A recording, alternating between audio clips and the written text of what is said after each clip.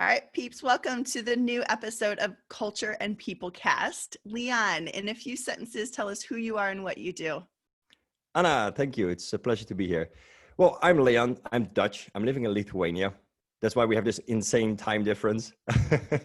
And I'm running a small consulting company. We started this year, actually. And we are helping small, medium businesses to step up their performance as a remote company.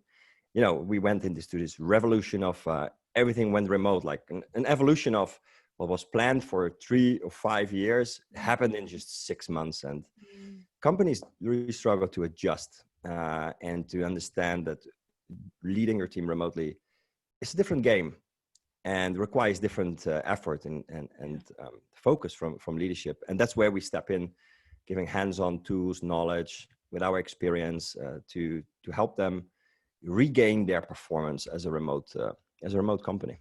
Yes, and it's so needed right now, obviously, with the remote work and COVID-19 across the globe.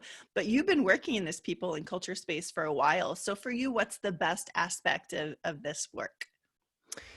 Yes, well, yes, as you said, I'm working for a long time with people. My first leadership role was when I was 17, and it already back then it fascinated me. What drives people? Like, what drives teams to perform? I saw a clear difference between what teams do and why one team wasn't performing and the other one was. And somehow the teams that were performing, they had this sort of natural way of being together as a tribe, as a team. So now that we are remote, when you're in this traditional office space, you are having that office environment. But now when everything is remote, it requires much more effort to create that sense of belonging. Like you're part of the same and you're trying to achieve the same big idea, big goal, mission, vision. And that's what makes the work so exciting, because we're not just part of the revolution of remote. It's part of being part of the revolution of changing the way we work. Yes. Going forward. Yes, I agree. This is a really critical time for practitioners, really anyone working in the people and culture space. And guys, let's not just think that has to be coaches or consultants or HR people or people apps. Everyone influences culture. And so if we all sort of take that responsibility and say, right now we're pivoting to the future of work, we have a tremendous opportunity. So I'm curious, because we said it takes more effort. So I am hearing from leaders that obviously, and during normal times, Leon, engaging employees is a challenge, but right now it seems even harder. So do you think leaders or practitioners have to work? I usually say don't work harder, work smarter, but I think at this point we actually have to maybe work smarter and harder. Like it's going to take more and different effort. Yes. I think it requires more effort because we have to communicate in a non-natural way with our people. Zoom call is nice and it kind of gives the same face-to-face experience, but to create that sense of belonging, what you see in an office space, and doing that fully remotely when your team is dispersed over the whole country or sitting at home from their kitchen tables. Yeah, for leaders, it's a challenge. Not just for leaders, it's also a challenge for every team member. It's a challenge to not feel like you're just there to fulfill a to-do list on your kitchen table, but still feel like, okay, I'm part of contributing to something larger, which is important, and to keep that team motivated and performing at the same time. Yeah, that's hard work, and also have to be smart. Like smart in the sense that processes need to be redesigned to cater for. We're not sitting in the same desk, we're not sitting in the same office, but still we want to create that constant follow-up on our objectives and our key results. But a big problem which rises up there is that people start to feel micromanaged because leadership expects to be 100% online. So people are all the time on their Slack or on their email, whatever it is. And that creates that micromanagement feeling, which Mhm. actually decreases motivation, which Yeah. when people are less motivated, then you have to work even harder because the results are slacking behind when people are not motivated. And you get this vicious circle, which is really tough and requires a lot of effort from leadership to break through.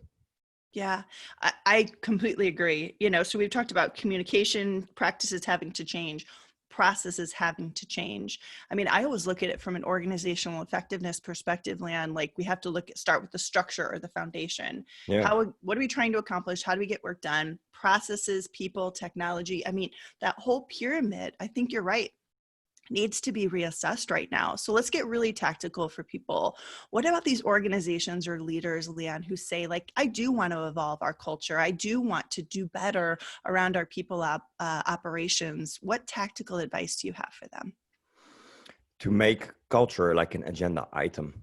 I Mm, mean, I see so many businesses who say, yeah, we have a great culture. And then I ask, okay, show me your agenda where you block out time to work on culture. And there's none.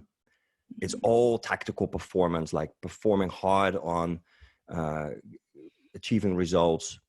But where is the time to, and I'm not talking about the occasional digital, team building quiz or something. This is nice to create intimacy, to get to know each other a little bit in a different environment remotely. But yeah, when you look at performance, mm, it gets a struggle uh, when culture is not an agenda item. So yeah. leaders need to have this, like, what are we doing on a consistent basis to keep our values alive? How do we make sure the team interprets their values Mm, like we live them? How do we make sure that the team knows and understands how our goals are in line with that mission and vision that we have in the company, and why is that important? So there need to be agenda items which constantly remind the team and give exercises and projects, not just to achieve results, but to inspire for learning, to contribute towards that larger idea why the company exists. And yeah. And that makes it so difficult. I agree, Lynn. And I love what you said about allowing time for it, and not allowing, but, blocking time, right? I'm a big Yeah.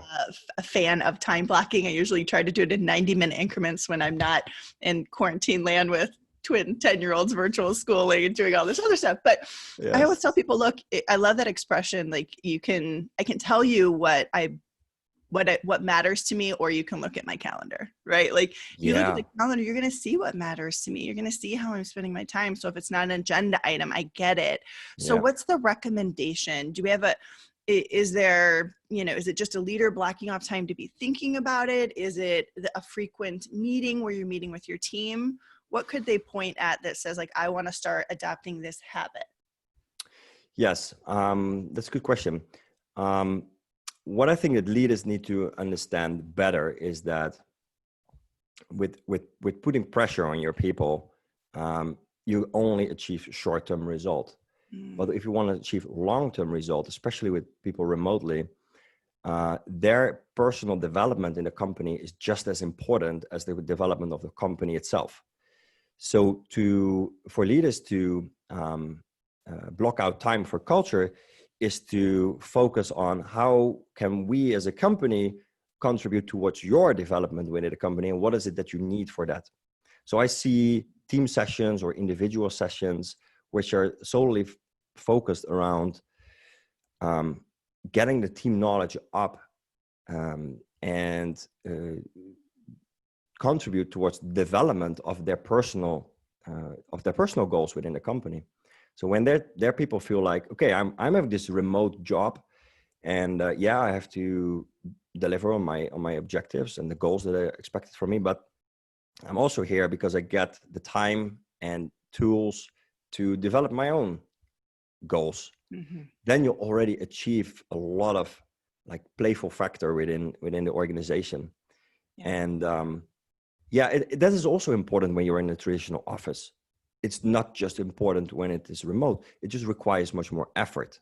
Yeah. And therefore you need to block out the time and really focus. Okay, What are we going to do this week?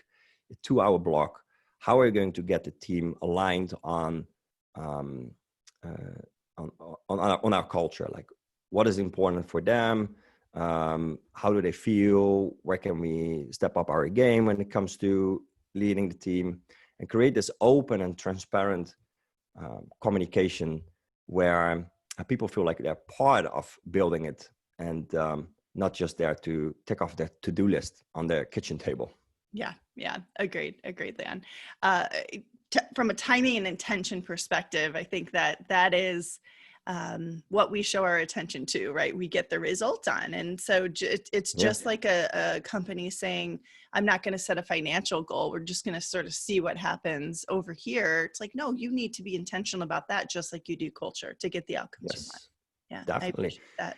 So, if there are like 5 objectives that you set for your year, at least one should be solely focused on achieving a new level within the culture. Yeah. And right now with, the addition or maybe increase of remote work for a lot of these organizations, that gives you a burning platform to address. Could be around that. It could be around the diversity, equity, and inclusion topics that we should be talking about in every organization. So they have an opportunity to really push into those platforms and make that one of their goals for now. Mm-hmm. Yeah, absolutely. Yeah. Laan, what other top leaders like yourself would you want to acknowledge as an outstanding leader, or maybe even as a guest on the cast? That's a good question. Well, I love, as a resource, I love the authors of the book Drive. Yeah, sure. And the book Prime to Perform as well. Those are like two of my Bibles. And so if there's anyone that people should refer to get more knowledge about what it takes to build a company culture, and how to do it the right way, those are 2 amazing resources. So I mean, maybe you can get those guys on the podcast. I don't know if Daniel Pink is going to come on my 10-minute video cast on LinkedIn, but we can dream big, Laan. I love that. Yeah, I love exactly. that. No, I think my goal with this cast is great as it would be to sit down with those authors. And I have on my long form podcast sat down with quite a few authors.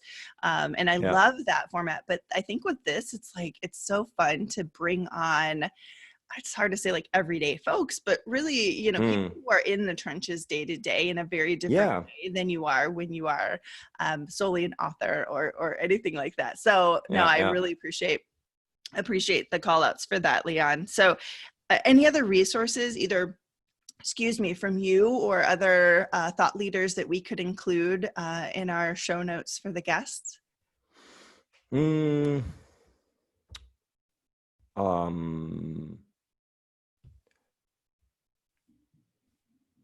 Well, I think that Simon Sinek is a thought leader, which for me started 10 years ago when I was in my corporate career. He started for me this idea of, okay, hang on, there is something inside of us which resonates when we do something different, starting with why. And it sounds cliche, like, oh, everybody knows now Simon Sinek, and Start With Why is his famous book, and everybody have seen the TED Talk. But you will be surprised how little companies actually are aware about that your people, it's not just their customers or the product that you sell, because that's what he mainly focuses on, but it's also your people that need to understand the why. Why is this business existing? Why is it important what I do? So a thought leader for me, which I regularly follow, and I've read this book a couple of times already because it just so resonates with this idea of creating purpose. That's somebody that I would definitely keep following. I love his work. Great suggestion. Well, Laan, I thank you for being a guest on the show today. I really appreciate all you're doing for culture and people in the world of work. Likewise. Of course. Everybody, peace and progress to you all.